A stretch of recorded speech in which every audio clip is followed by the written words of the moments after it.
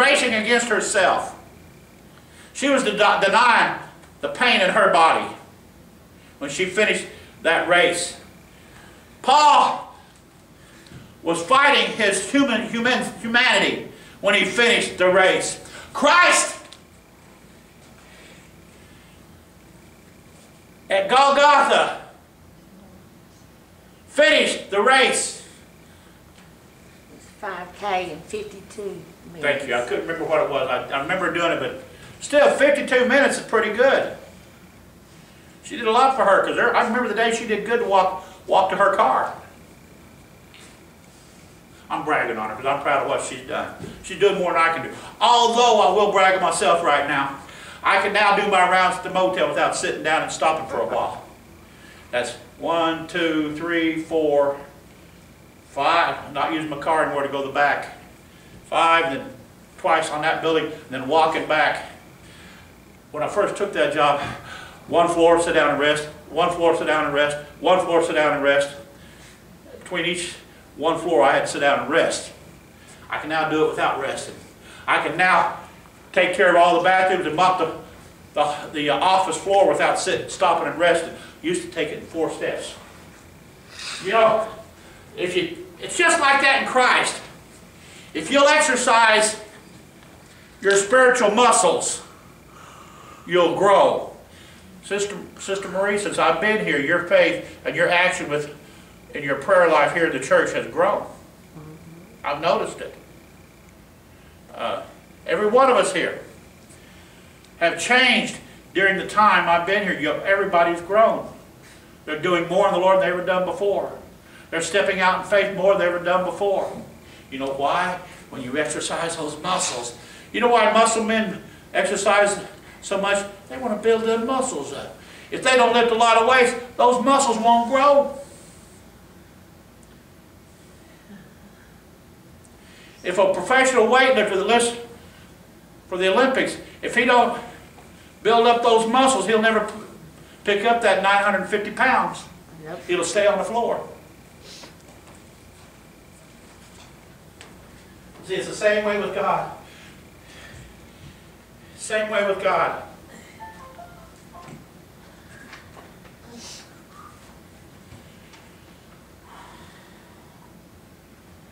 Okay, and it became as blood.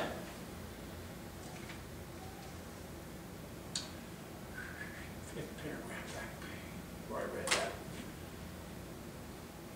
Of a dead man. This pertains to the entire Mediterranean Sea. The blood of a dead man is almost black and is coagulated. Can you imagine being on the open sea when all of a sudden it turns to coagulated blood and stinks? Now there's another thing. With the water being that thick, those boats ain't going nowhere. Prop ain't going to be able to turn. Maybe this might be what kills them too. I'm going to say it for certain. It just hadn't dawned on me. If it gets too thick, the ships won't float no more. The water won't be able to hold up those big ships no more.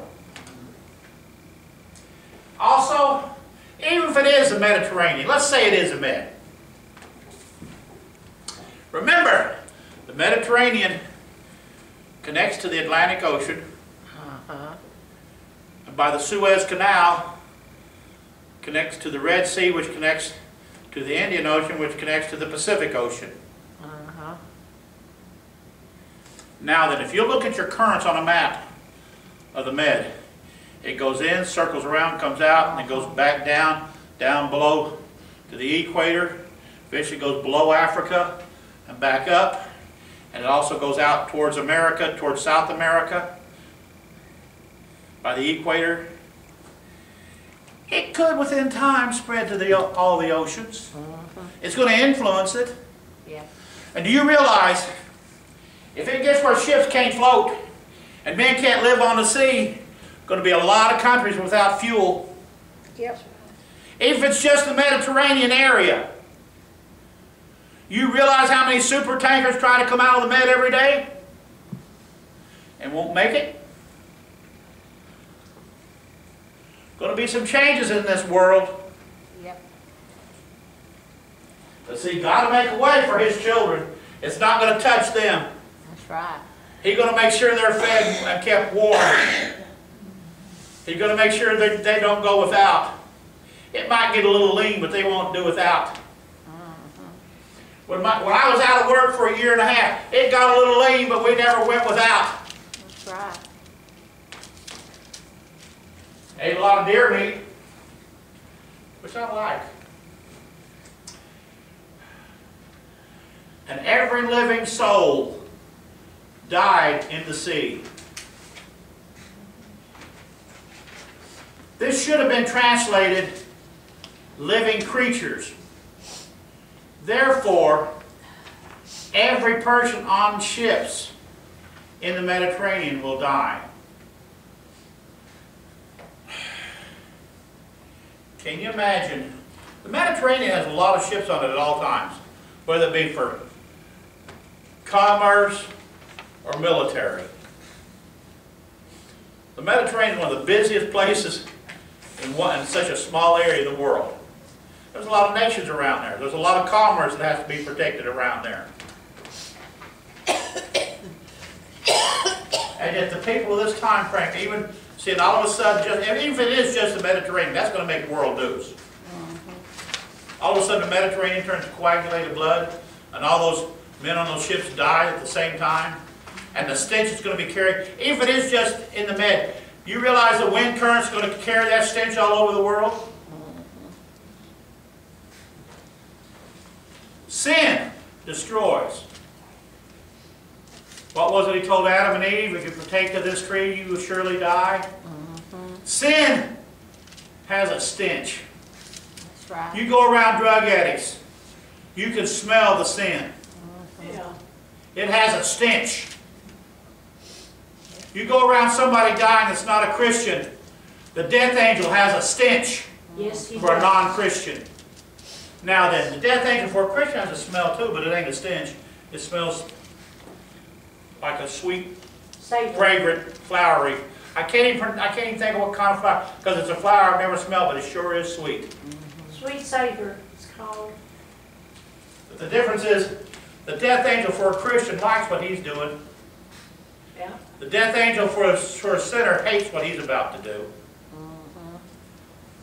Did you know, when you're happy, you give off a good scent? Dogs know when you're happy.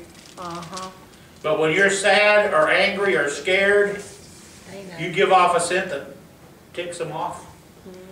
Because they can smell your mood. Your moods have aromas. Yep. Well, your moods in God have aromas. Your way of living has aromas. If you're a sinful person, you stink spiritually. But if you're a Christian,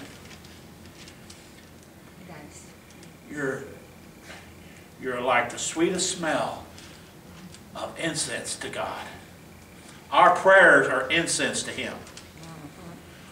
Because why? We're Christians. We have a sweet aroma about us. Our prayers are our voice. Our voice. We don't have bad breath. Sinners do. And I'm not speaking literal. Because Christ is our mouthwash. Christ cleanses us and makes us pure.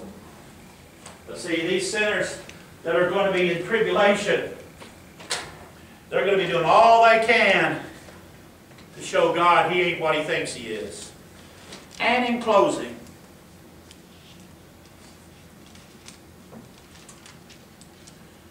the judgment plagues are coming to the world. The judgment plagues, you can take it to the bank. They are coming to the world. Yeah. They're not going to be like anything. They're going to be similar to what's happened to Egypt. But the similar is where it ends. Because it's going to be 100 times worse. Because Egypt never did claim to be a godly nation. Those who worship the beast, they will pay for their decision. Because you worship the beast, the plagues are your reward. You realize a person who doesn't live very good, there's more people get cancer because they're mad all the time than there are the people that are happy in the Lord. There's more people get ulcers because they're angry all the time, or worry and fret and stew, which is a sin, than those that put their worries on the altar and leave it there. There's a reason why Christ tells us to put our troubles on the altar and leave it there. It's healthier. Our body can't take it. Our physical body, not just our spiritual.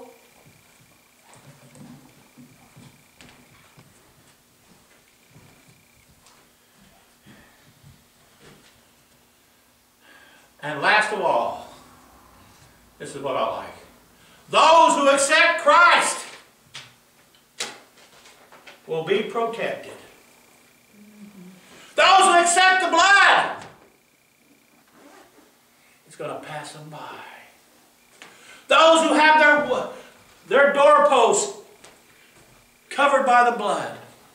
Those that have His seal upon their hearts.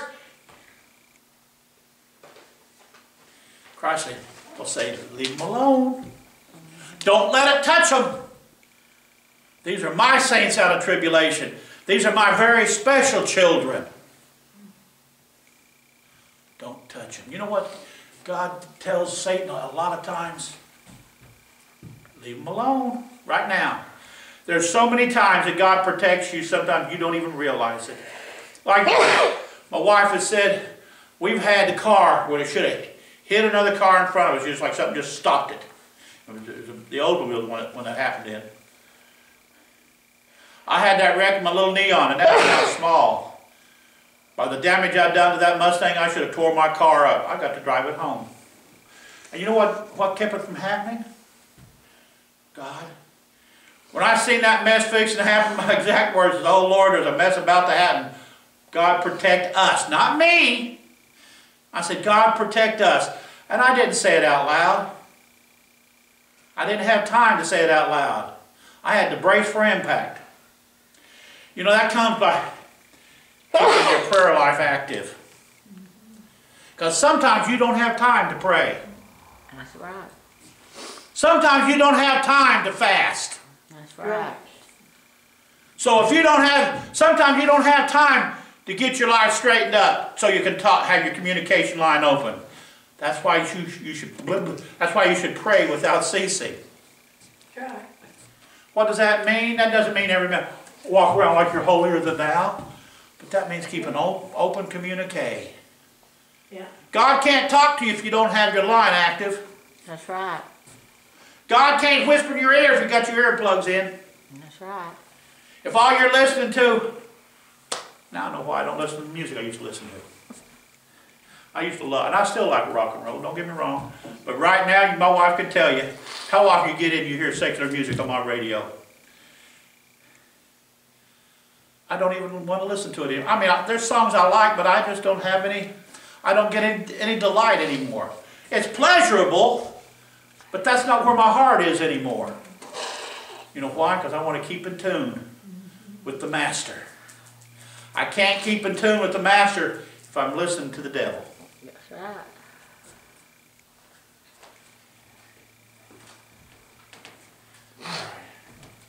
That's all I got to say today. I didn't see all that.